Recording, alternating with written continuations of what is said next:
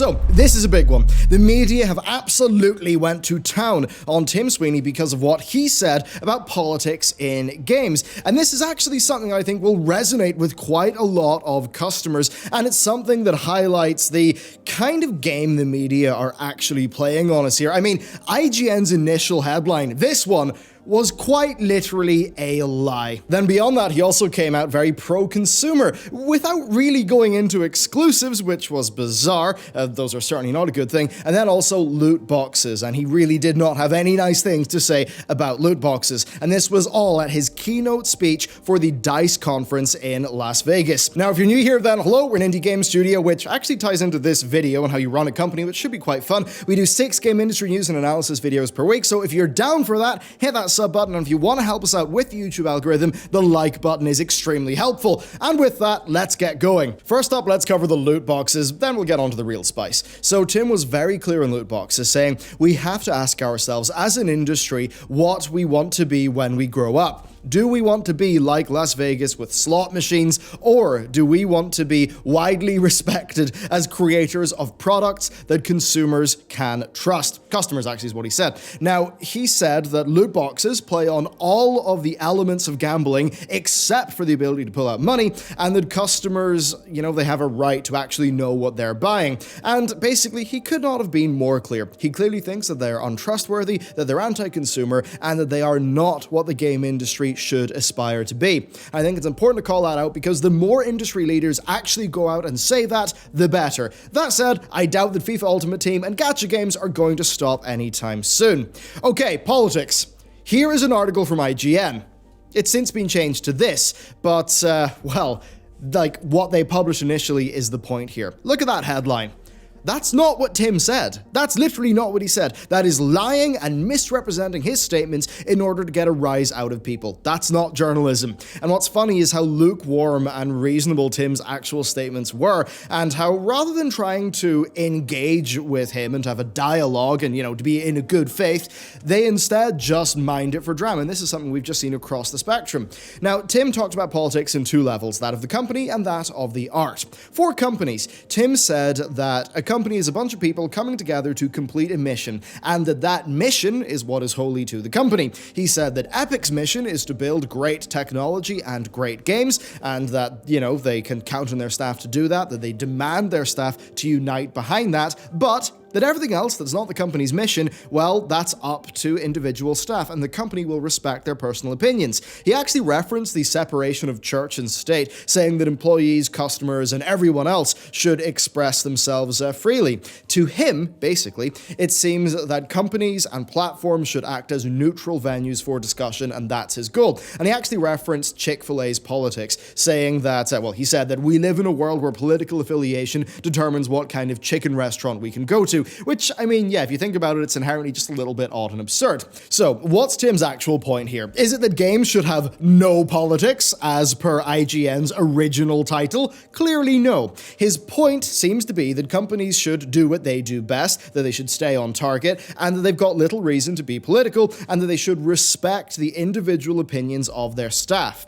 Reading into things, I do suspect he finds it a bit absurd and unfair that maybe, say, Chick-fil-A employees, regardless of their own personal opinions, sort of end up, bearing the flack of the political statements made by the top of that company. And I would imagine and hope that he would apply that, that principle to the other side of the aisle as well. And really that it's all just sort of tying back to the dissatisfaction that I think he seems to have reading in between the lines of just how divided the world seems to be and how politics are being dragged into everything. Now, again, this is him speaking from the corporate level about company structure and management. And personally, that's how I operate my company. I want people who can get the job done well and believe in the company's mission. I don't want people who think the same way that I do, right? We've got people from all across the whole political spectrum, and that is, it's a diversity of ideas that makes us stronger. If I outright said our company had a specific political objective and opinion, then, we drive people away. I'd be stuck in my own echo chamber of my own making, and it would just be a bunch of people sitting in a room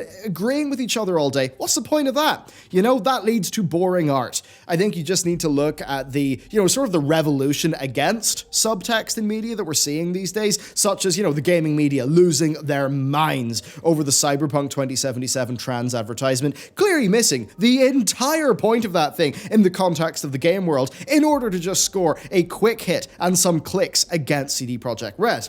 Now, as for the games, Tim clearly does not think that games should be apolitical. He references To Kill a Mockingbird as a fantastic example, being a political piece of art that came from the heart of creatives and not from marketing departments. And yes, when he says that, that's Tim saying that creatives should go for it, put politics, whatever, into their art and just be unrestrained by marketing departments. And personally, I think that's the thing with political elements in games. The trick is actually doing it well, but it's often done so badly and feels so forced that I think audiences are beginning to backlash against it. Art is a reflection of individuals. Those individuals live in a society. The creator's experiences and ideas are going to inform the art, and yeah, politics and everything else that happens will factor in. Be that mega clear examples like Clint Eastwood movies, Mel Gibson movies, Battlestar Galactica, or Star Trek, maybe Mass Effect. Or Witcher. I mean, look at Geralt. Well, part of the core of his character is that he is basically outcast and reviled for being a Witcher.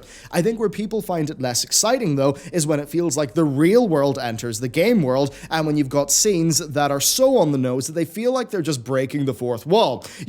Kind of like, like the show that you're watching, the actual story just stops and the characters just turn to the screen and deliver you a PSA. I'm not saying it literally that happens all the time, but sometimes it certainly does feel like that. And really, that's where I think the massive confusion here is. I think that audiences are pissed off when subtext becomes pretext. Is Battlestar Galactica about post-9/11 America and the degradation of societal structures? Literally no. It's about humans, Cylons, but thematically, it absolutely is about that. Right? Think about Cyberpunk 2077. That's going to be a game in its own universe with its own story.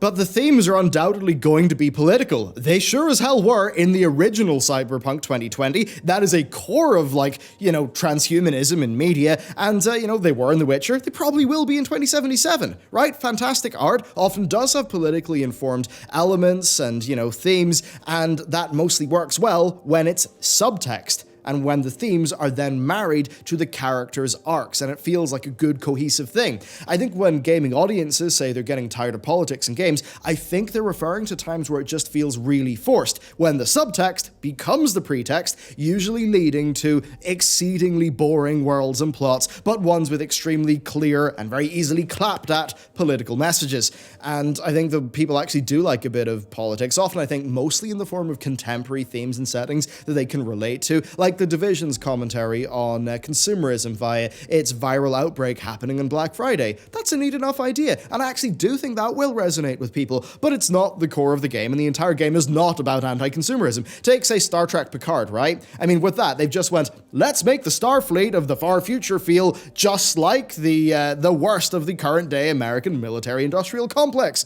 That's not really interesting, is it? That's boring, it's predictable, and it actually takes away the core of what made Trek unique as a thing. By doing a modern narrative like that, they've robbed it of its ability to do what Trek can do best. Those themes were far better explored by, say, Battlestar Galactica, a show that had a setting that was really naturally designed for those themes to flourish in a way that did not feel forced. So essentially, right, Tim here came out being pro-freedom of expression for staff and against marketing departments hopping on hot political trends for clout. He was pro-companies respecting their staff and keeping a broad church. And I agree there. If I enforced my politics on my company, I would reduce our ability to get top talent. I would reduce the size of our idea pool. Ideas are an asset. You do not want to be poor on that asset, and navigating people's differences when it comes to a discussion about a core idea for, say, a game, well, navigating people's differences in opinion there is often the best way to hone in on and to sharpen those ideas and make them better and make better art.